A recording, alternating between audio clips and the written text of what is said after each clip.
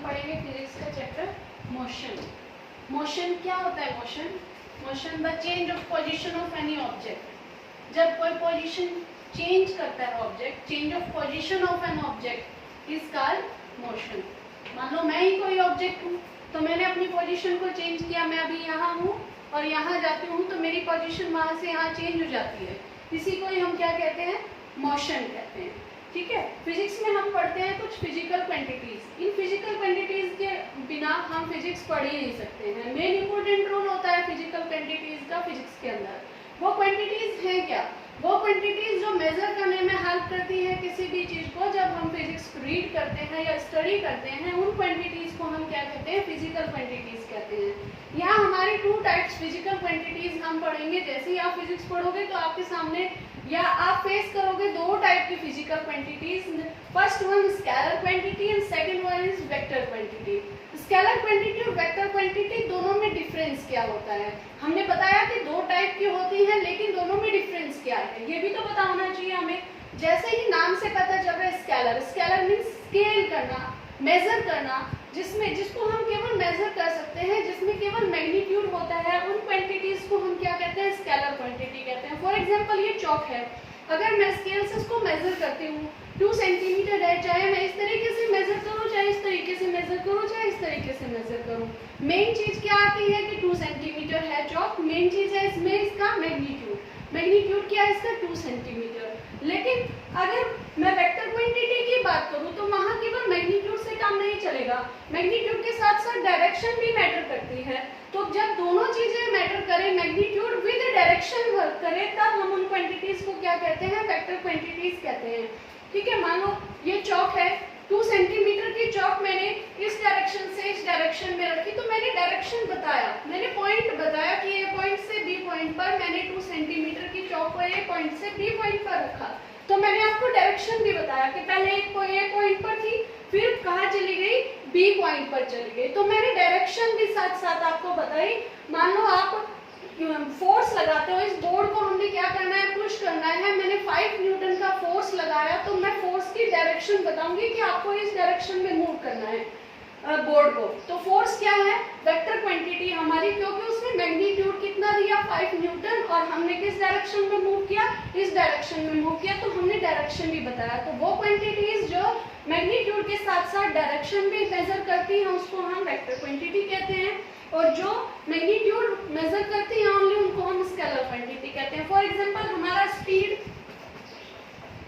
Scalar quantity है, हमारा मास scalar quantity है। बात करें हम वेक्टर क्वांटिटी की, वेक्टर क्वांटिटी में हमारा फोर्स वेक्टर क्वांटिटी है, हमारा एक्सेलरेशन वेक्टर क्वांटिटी है, हमारी वेलोसिटी वेक्टर क्वांटिटी है।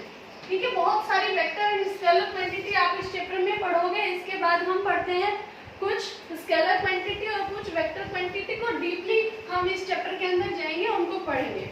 सबसे पहले हम पढ़ते हैं स्पीड। क्या होता है स्पीड? स्पीड का फॉर्मूला है डिस्टेंस अपॉन टाइम।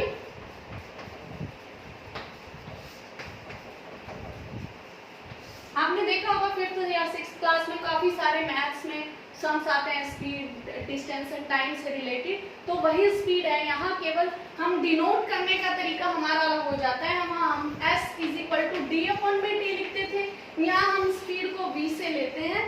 ठीक है, s को d, डिस्टेंस को s से और टाइम को तो t से ही डिनोट करते हैं। तो हमारा फॉर्मूला यहाँ फिजिक्स के अंदर आता है v = s/t। s means distance, time taken t, और स्पीड को हम डिनोट करेंगे v से।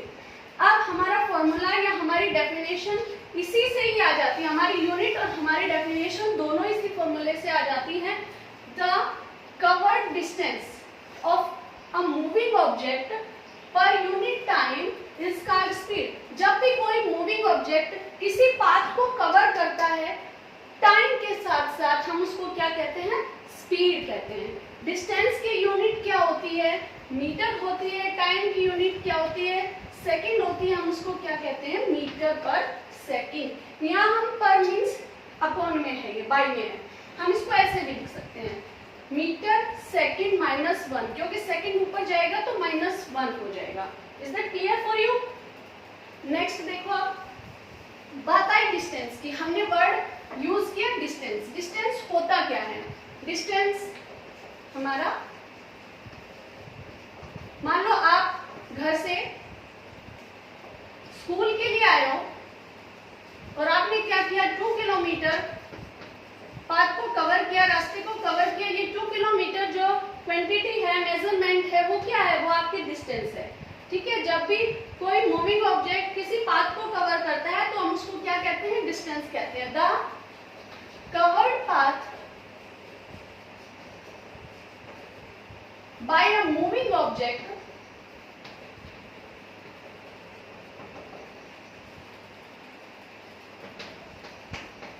Is called distance. और मैंने यहाँ कोई डायरेक्शन की बात नहीं की है, तो ऑब्वियसली डायरेक्ट डिस्टेंस क्या होगा? स्केलर क्वांटिटी होगा। स्केलर क्वांटिटी एसआई यूनिट क्या होती है डिस्टेंस की? मीटर होती है। एसआई यूनिट मैंने कल डिस्कस किया था आपसे कि एसआई यूनिट क्या होते हैं? वो यूनिट जो इंटरनेशनल होती है, पूरे वर्ल्ड के अंदर यूज की जाती है, कंट्री टू कंट्री या प्लेस टू प्लेस चेंज नहीं होती है। ऐसे यूनिट्स को हम क्या कहते हैं? एसआई यूनिट्स कहते हैं, स्टैंडर्ड इंटरनेशनल यूनिट्स कहते हैं। यूनिट्स को हमने 3 पार्ट्स में बताया था, सैटरडे हमने डिस्कस किया था, एमकेएस, सीजीएस एंड एफपीएस। लेकिन ये अलग अलग टाइप के हमारे पास यूनिट्स हैं। जब हम इनको यूज करते थे पहले, तो अलग अलग प्लेस के अकॉर्डिंग, कंट्री के अकॉर्डिंग अलग अलग तरीके से इनको यूज किया जाता था, जिसमें बहुत सारा कंफ्यूजन था। फिर साइंटिस्ट ने क्या किया कि कोई कंफ्यूजन ना हो, इंटरनेशनल यूनिट हम प्रिपेयर कर लेते हैं, प्लेस टू प्लेस और कंट्री टू कंट्री चेंज ना हो जो। ठीक है, उन यूनिट्स को नाम दिया उन्होंने एसआई यूनिट्स। एमकेएस यूनिट्स को हम मीटर, किलोग्राम एंड सेकंड में मेजर करते थे।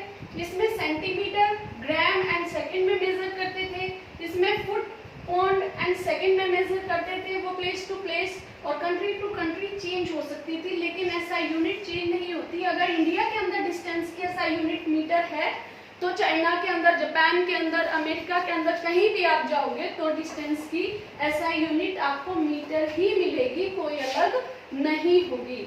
अगर इनके अकॉर्डिंग बात करोगे तो अलग अलग मिलेगी। अगर एमकेएस में पूछोगे आप तो किलोमीटर होगी, अगर सीजीएस में पूछोगे आप तो सेंटीमीटर होगी, अगर एफपीएस में पूछोगे आप तो डिस्टेंस की यूनिट फुट होगी। Is that clear? ठीक है, अब डिस्टेंस, डिस्टेंस की और क्या क्या क्वालिटी है? डिस्टेंस हमारी एक तो स्केलर क्वांटिटी है, इट इज स्केलर क्वांटिटी। ये कभी भी जीरो नहीं हो सकती है, it can not be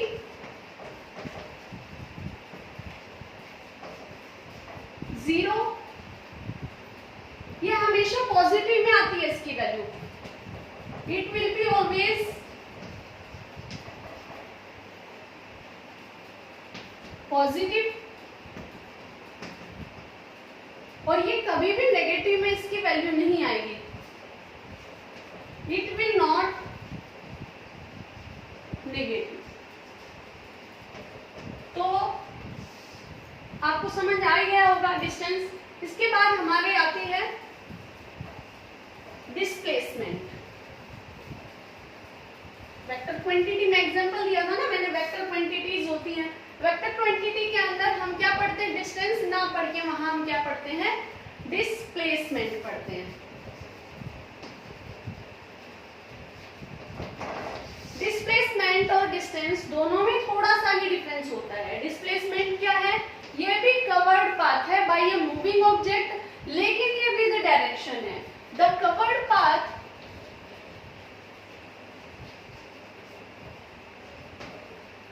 by a moving object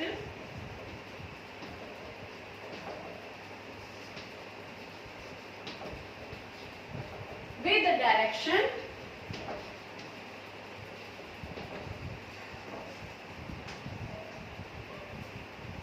is called displacement.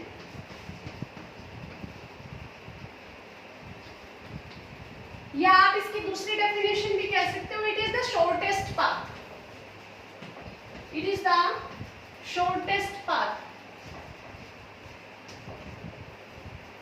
covered by a moving object.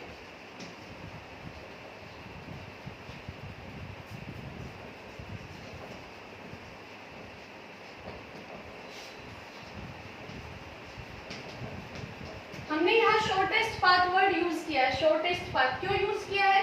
क्योंकि यहाँ हम विद डायरेक्शन डिस्प्लेसमेंट को पढ़ते हैं, जिसमें हमें स्टार्टिंग पॉइंट भी पता होता है, एंडिंग पॉइंट भी पता होता है, इसलिए हम इसको क्या कहते हैं? शॉर्टेस्ट पाथ कहते हैं। फॉर एग्जाम्पल, मैंने एग्जाम्पल दिया था डिस्टेंस में कि आप घर से चले स्कूल चले 2 किलोमीटर गए, वहां हमने केवल फोकस किया था 2 किलोमीटर पे, ठीक है। यहाँ हम पढ़ रहे हैं डिस्प्लेसमेंट। डिस्प्लेसमेंट में केवल हम 2 किलोमीटर पे फोकस ना करके हम फोकस और चीज पे भी करेंगे। हम 2 किलोमीटर पे तो फोकस करेंगे, उसके साथ साथ हम ये भी देखेंगे कि हमारा स्टार्टिंग पॉइंट कहाँ है और एंडिंग पॉइंट कहाँ है, ठीक है। ये दोनों चीजें भी हम मेजरमेंट के साथ साथ फोकस करेंगे। क्यों? क्योंकि ये क्या है? डायरेक्शन है हमारी। इस डायरेक्शन से हमने चलना स्टार्ट किया था और इस डायरेक्शन में हमें पहुंचना था, तो ये हमारा स्टार्टिंग पॉइंट है, ये हमारा एंडिंग पॉइंट है, और किसके साथ साथ है? मैग्नीट्यूड के साथ साथ है। तो direction with magnitude is called displacement, और यही वो शॉर्टेस्ट पाथ है, क्योंकि हमें स्टार्टिंग पॉइंट का भी पता है और एंडिंग पॉइंट का भी पता है, इसलिए हमने यहाँ वर्ड यूज किया है शॉर्टेस्ट पाथ।